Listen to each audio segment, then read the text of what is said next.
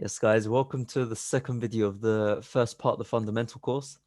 So we're going to be beginning everything just by explaining the economy in simple terms. So rather than, going straight into it, I want to explain to you in conceptual terms what I see the economy as and a simple way for you to break it down as well. So the way I like to teach the economy as is imagine it like a train. There's certain components that obviously make up the train and what drives it forward, but you've got to understand that the economy is always moving forward. It's always progressing, and in a way, like a train as well. Train tracks are there; it never really stops. So there's four main components that I like to look at in terms of the economy. So the first one is the productivity, and you can visualize that as the coal of the train that makes it move.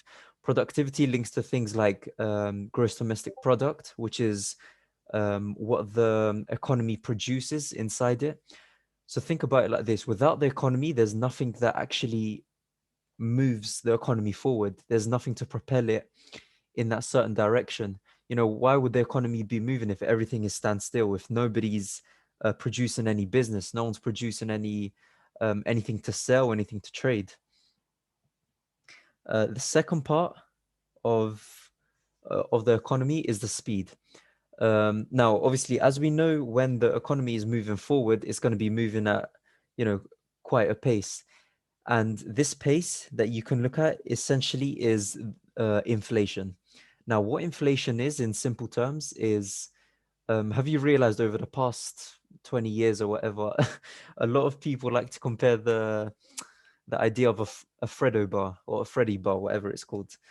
Um, what it is products, they increase in price so that consumers have to pay more over time. And the reason that is because there's more money inside the economy, and as there is more economy, there's more inflation. So what that means is everything gets more and more expensive over time.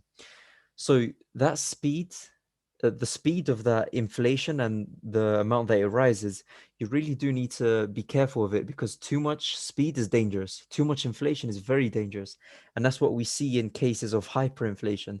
For example, after World War One and um, around that time in Germany, where you'd see so many times where just to buy one loaf of bread, they'd have to get a whole stack of cash just to buy that. So to control this inflation, what do you need? You need brakes, right? So in any car or in any train, you need brakes to control the speed. And what that is the interest rates. Now, the interest rates slow down an economy or they can speed it up. So like how we see inflation, interest rates leads to that inflation. What the central bank does, who is the driver of the train, we can say, they're the guys who control everything. So, for example, you've got the Fed in the US, you've got Bank of England in obviously the UK and England. So these are the four essential points that we look at when looking at an economy. Of course, we're gonna, go quite deep into every single component, but these are the four main parts that build it up. And you need to understand everything in relation. So the driver is a person who pushes everything forward, he controls it. Speed is something that, of course, we want. We do want inflation. Obviously, it's always set at 2%. That's what central banks want.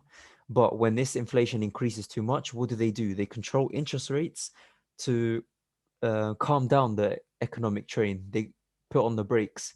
And then the productivity is what actually makes it move. Of course, you want a productive nation, you want a productive economy to keep the economy stimulated and moving. But anyways, guys, I hope this makes sense. Just keep it in the back of your mind as we go through everything in the content to come. And yeah, everything will make sense soon. All right, take care.